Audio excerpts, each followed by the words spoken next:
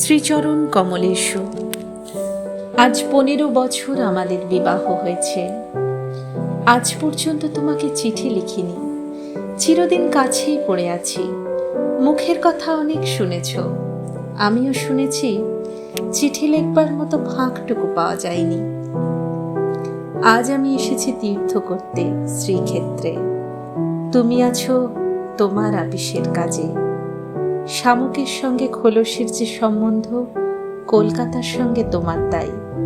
সে তোমার দেহ মনের সঙ্গে এঁটে গিয়েছে, তাই তুমি আপিসে ছুটির দরখাস্ত করলে না।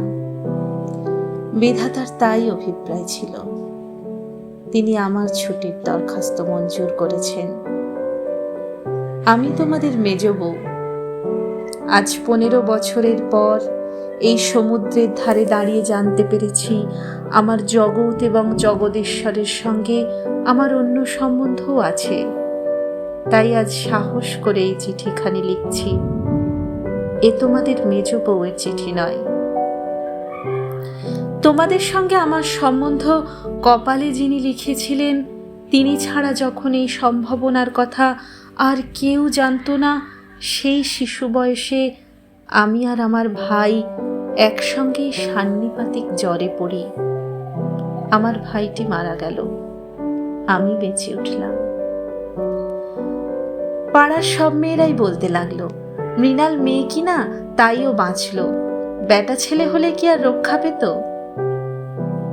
চুরি বিদ্যাতে জম পাকা। দামি জিনিসের পরেই তার লোভ। আমার মরণ নেই। সেই কথাটাই ভালো করে বুঝিয়ে বলবার জন্যে এই চিঠিখানি লিখতে বসেছি। যেদিন তোমাদের দুঃসম্পর্কের মামা তোমার বন্ধু নিরোধকে নিয়ে কোণে দেখতে এলেন, তখন আমার বয়স 12। দুর্গম পাড়াগাঁয়ে আমাদের বাড়ি। সেখানে দিনের বেলা শেয়াল ডাকে। স্টেশন থেকে 7 ক্রোশ শ্যাকরা গাড়িতে এসে বাকি 3 মাইল কাঁচা রাস্তায় পালকি করে তবে আমাদের গাঁয়ে পৌঁছানো যায়। সেদিন তোমাদের কি হয়রানি! তার উপরে আমাদের বাঙাল দেশের রান্না। সেই রান্নার প্রহসন আজও মামা ভোলেননি। তোমাদের বড় বউয়ের রূপের অভাব মেজ বউকে দিয়ে পূরণ করবার জন্যে তোমার মায়ের একান্ত জিদ ছিল। নইলে এত কষ্ট করে আমাদের সে গাঁয়ে তোমরা যাবে কেন? বাংলাদেশে পিলে যকৃৎ, অম্লশূল এবং কোণের জন্য তো কাউকে খোঁজ করতে হয় না। তারা আপনি এসে চেপে ধরে, কিছুতে ছাড়তে চায় না। বাবার বুক দুরদুর করতে লাগলো। মা দুর্গা নাম জপ করতে লাগলেন। শহরের দেবতাকে পাড়া গাঁয়ের পূজারী কি দিয়ে সন্তুষ্ট করবে? মেয়ের রূপের উপরই ভরসা। কিন্তু সেই রূপের গুমর তো মেয়ের মধ্যে নেই। যে ব্যক্তি দেখতে এসেছে, সে তাকে যে দামই দেবে সেই তার দাম। তাই তো 1000 রূপে গুণেও মেয়ে মানুষের সংকোচ কিছুতে ঘোচে না। সমস্ত বাড়ির, এমনকি সমস্ত পাড়ার এই আতঙ্ক আমার বুকের মধ্যে পাথরের মতো চেপে বসল। সেদিনকার আকাশের যত আলো এবং জগতের সকল শক্তি যেন 12 বছরের একটা পাড়াগী মেয়েকে 2 জন পরীক্ষকের 2 জোড়া চোখের সামনে শক্ত করে তুলে ধরবার জন্য পেয়াদাগিরি করছিল। আমার কোথাও লুকোবার জায়গা ছিল না। সমস্ত আকাশকে কাঁদিয়ে দিয়ে বাঁশি বাজতে লাগলো। তোমাদের বাড়িতে এসে উঠল। আমার খুঁতগুলো সবিস্তারে খতিয়ে দেখেও গিন্নির দল সকলে স্বীকার করলেন, মোটের উপর আমি সুন্দরী বটে। সে কথা শুনে আমার বড় জায়ের মুখ গম্ভীর হয়ে গেল। কিন্তু আমার রূপের দরকার কি ছিল তাই ভাবি। রূপ জিনিসটাকে যদি কোনো সেকেলে পণ্ডিত গঙ্গা মৃত্তিকা দিয়ে গড়তেন, তাহলে ওর আদর থাকতো। কিন্তু ওটা যে কেবল বিধাতা নিজের আনন্দে গড়েছেন, তাই তোমাদের ধর্মের সংসারে ওর দাম নেই। আমার যে রূপ আছে, সে কথা ভুলতে তোমার বেশি দিন লাগেনি। কিন্তু আমার যে বুদ্ধি আছে সেটা তোমাদের পদে পদে স্মরণ করতে হয়েছে। এই বুদ্ধিটা আমার এতই স্বাভাবিক যে তোমাদের ঘরকন্যার মধ্যে এত কাল কাটিয়েও আজও সে টিকে আছে। মা আমার এই বুদ্ধিটার জন্য ভীষণ উদ্বিগ্ন ছিলেন।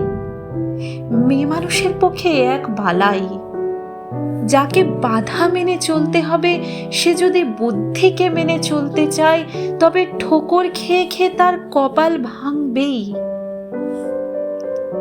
কিন্তু কি করব বলো, তোমাদের ঘরের বউয়ের যতটা বুদ্ধির দরকার বিধাতা অসতর্ক হয়ে আমাকে তার চেয়ে অনেকটা বেশি দিয়ে ফেলেছেন। সে আমি এখন ফিরিয়ে দিই কাকে?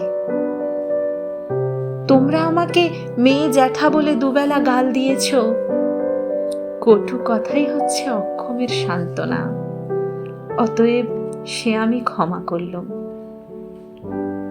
আমার একটা জিনিস তোমাদের ঘরকন্যার বাইরে ছিল, সেটা তোমরা কেউ জানোনি। আমি লুকিয়ে কবিতা লিখতাম।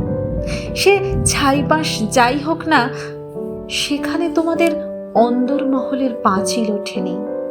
সেইখানেই আমার মুক্তি, সেইখানে আমি। আমার মধ্যে যা কিছু তোমাদের মেজ বউকে ছাড়িয়ে রয়েছে সে তোমরা পছন্দ করনি, চিনতেও পারোনি। আমি যে কবি সেই 15 বছরেও তোমাদের কাছে ধরা পড়েনি। তোমাদের ঘরের প্রথম স্মৃতির মধ্যে সবচেয়ে যেটা আমার মনে জাগছে সে তোমাদের গোয়াল ঘর। অন্দরমহলের সিঁড়িতে উঠবার ঠিক পাশের ঘরেই তোমাদের গরু থাকে। সামনের উঠোনটুকু ছাড়া তাদের আর নড়বার জায়গা নেই। সেই উঠোনের কোণে তাদের জাবনা দেবার কাঠের গামলা। সকালে বেহারার নানা কাজ, উপবাসী গরুগুলো ততক্ষণ সেই গামলার ধারগুলো চেটে চেটে চিবিয়ে চিবিয়ে খাবলা করে দিত। আমার প্রাণ কাঁদত। আমি পাড়া গাঁয়ের মেয়ে। তোমাদের বাড়িতে যেদিন নতুন এলুম সেদিন সেই 2টি গরু আর 3টি বাছুরি সমস্ত শহরের মধ্যে আমার চির পরিচিত আত্মীয়ের মতন আমার চোখে ঠেকল। যতদিন নতুন বউ ছিলুম নিজে না খেয়ে লুকিয়ে ওদের খাওয়াতুম। যখন বড় হলুম তখন গরুর প্রতি আমার প্রকাশ্য মমতা লক্ষ্য করে আমার ঠাট্টার সম্পর্কীয়রা আমার গোত্র সম্বন্ধে সন্দেহ প্রকাশ করতে লাগলেন। আমার মেয়েটি জন্ম নিয়েই মারা গেল। আমাকেও সে সঙ্গে যাওয়ার সময় ডাক দিয়েছিল। সে যদি বেঁচে থাকতো তাহলে সেই আমার জীবনে যা কিছু বড়, যা কিছু সত্য সমস্ত এনে দিত। তখন মেজ বউ থেকে একেবারে মা হয়ে বসতুম। মা যে এক সংসারের মধ্যে থেকেও বিশ্ব সংসারের। মা হবার দুঃখটুকু পেলুম, কিন্তু মা হবার মুক্তিটুকু পেলুম না। মনে আছে ইংরেজ ডাক্তার এসে আমাদের অন্দর দেখে আশ্চর্য হয়েছিল এবং আতুর ঘর দেখে বিরক্ত হয়ে বকাবকি করেছিল।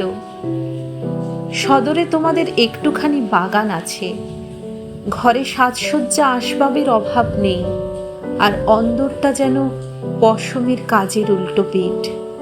সেদিকে কোনো লজ্জা নেই, শ্রী নেই, সজ্জা নেই। সেদিকে আলো মিটমিট করে জ্বলে, হাওয়া চোরের মতো প্রবেশ করে। উঠোনের আবর্জনা নড়তে চায় না, দেওয়ালের এবং মেঝের সমস্ত কলঙ্ক অক্ষয় হয়ে বিরাজ করে। কিন্তু ডাক্তার একটা ভুল করেছিল। সে ভেবেছিল এটা বুঝি আমাদের অহোরাত্র দুঃখ দেয়।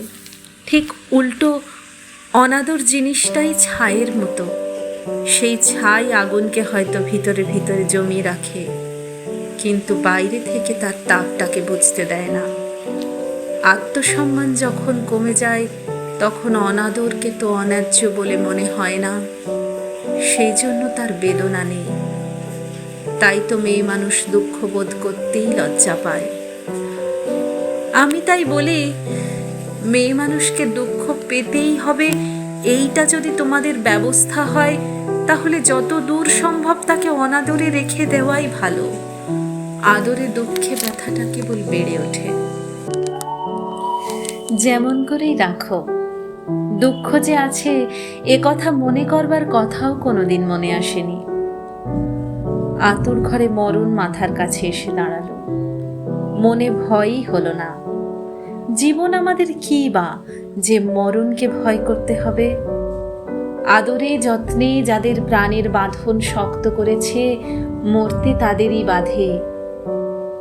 সেদিন যম যদি আমাকে ধরে টান দিত, তাহলে আলগা মাটি থেকে যেমন অতি সহজে ঘাসের চাপড়া উঠে আসে, সমস্ত শিকড় শুদ্ধ, আমি তেমন করে উঠে আসতাম। বাঙালির মেয়ে তো কথায় মরতে যায়, কিন্তু এমন মরায় বাহাদুরিটা কি? মরতে লজ্জা হয়। আমাদের পক্ষে ওটা এতই সহজ। আমার মেয়েটি তো সন্ধ্যা তারার মতো ক্ষণকালের জন্য উদয় হয়েই অস্ত গেল। আবার আমার নিত্যকর্ম গরু বাছুর নিয়ে পড়ল। জীবন তেমনি করেই গড়াতে গড়াতে শেষ পর্যন্ত কেটে যেত। আজকে তোমাকে এই চিঠি লিখবার দরকারই পড়তো না, কিন্তু বাতাসে সামান্য একটা বীজ উড়িয়ে নিয়ে এসে পাকা দালানের মধ্যে অসৎ গাছের অঙ্কুর বের করে। শেষকালের সেইটুকু থেকে ইট কাঠের বুকের পাঁজর বিদীর্ণ হয়ে যায়। আমার সংসারের পাকা বন্দোবস্তের মাঝখানে ছোট একটুখানি জীবনের কণা কোথা থেকে উড়ে এলো। তারপর থেকে ফাটল শুরু হলো।